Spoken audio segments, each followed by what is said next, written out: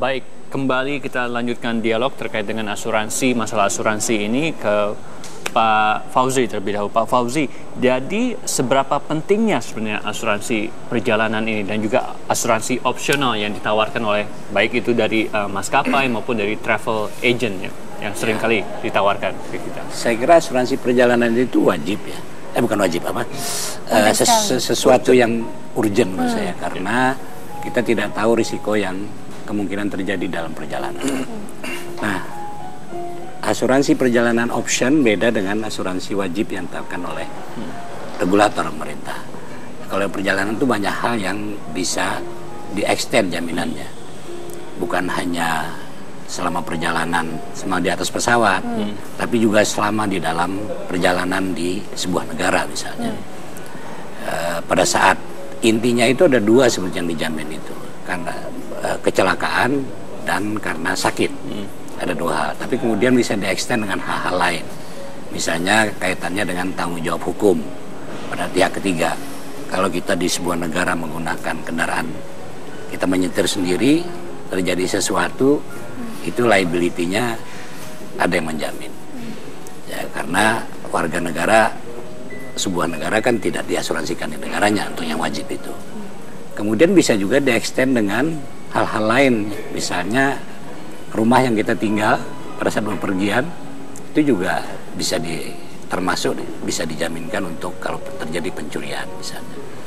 Itu masuk jaminan-jaminan tambahan yang banyak dijual oleh perusahaan asuransi komersial yang sifatnya opsional. Termasuk juga kemungkinan kalau kita sakit kemudian harus ada orang yang menunggu.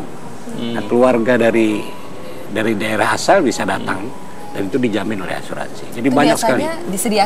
Ditawarkan oleh travel agent itu Pak ya? Biasanya oleh travel agent atau oleh maskapai maskapai penerbangan, tapi sifatnya opsional. Mas Tulus, ini sebetulnya informasi yang baru ya, bisa dibilang banyak yang belum tahu. Nah, Pak Tulus, ini kan berarti banyak sekali konsumen kita, masyarakat kita yang belum sadar akan pentingnya menggunakan asuransi, atau bagaimana sih cara untuk mendapatkan asuransi itu sendiri. Nah, bagaimana sih Pak sebetulnya cara untuk membangkitkan kesadaran masyarakat untuk lebih aware, untuk lebih memperluas aksesnya untuk mengetahui manfaat-manfaat asuransi terutama dalam hal berpergian? Ya kan secara umum memang awareness masyarakat Indonesia dalam berasuransi masih rendah, dalam asuransi apapun, baik di lalu lintas, kesehatan, jiwa dan segala macam. Tapi paling tidak kan asuransi wajib itu yang harus dipenuhi dulu. Dalam konteks ini negara harus memfasilitasi adanya asuransi di mana di hari tua, kesehatan dan segala macam. Misalnya soal BPJS itu kan dalam rangka itu. Nah, kalau soal opsional yang tadi itu kan sebenarnya plus ya. Jadi kita katakanlah tidak terlantar ketika sedang di luar negeri dan kemudian mengalami sakit atau bahkan meninggal, siapa yang mengurus. Nah, kalau ada asuransi semacam itu saya kira itu luar biasa dan itu memang harusnya jadi perhatian konsumen. Atau sejauh ini Pak, bagaimana Pak Tulus kewajiban yang seharusnya dilakukan oleh pihak asuransi ke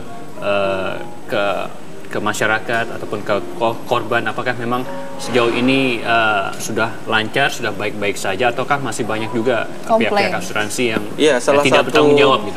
Salah satu komplain yang cukup banyak di LKI justru memang salah satu asuransi. Ketika kita klaim itu banyak kendala-kendala di lapangan sehingga untuk mendapatkan haknya tadi nilai pertanggungan menjadi tidak segampang apa yang dijanjikan ketika nasabah mengaplikasi sebuah asuransi. Saya kira juga nanti harus menjadi perhatian. Tetapi dalam konteks pesawat saya kira yang harus dilakukan pemerintah, Kementerian Perhubungan adalah menambah nilai atau jumlah pertanggungan yang tadi hanya 1,25 miliar itu mestinya ditambah lagi sesuai dengan, paling tidak sesuai dengan konvensi Montreal yang mendekati 2 miliar ya gitu. Itu ini setuju Pak kalau ditambah itunya klaimnya.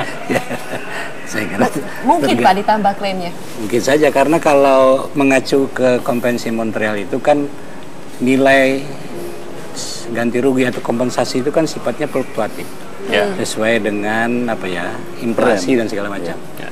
Jadi semakin rendah nilai rupiah kita, mestinya kompensasinya semakin besar. Mungkin angka 1,250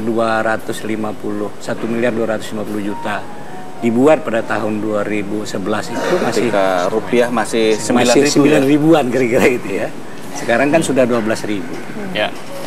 Bayangkan saja ketika dulu ada kecelakaan pesawat Sukhoi, itu kan konsumen tidak membayar karena itu joy flight, kita tidak dipungut. Itu pun diberikan kompensasi 1,2 miliar oleh si Sukhoi itu yang tidak membayar.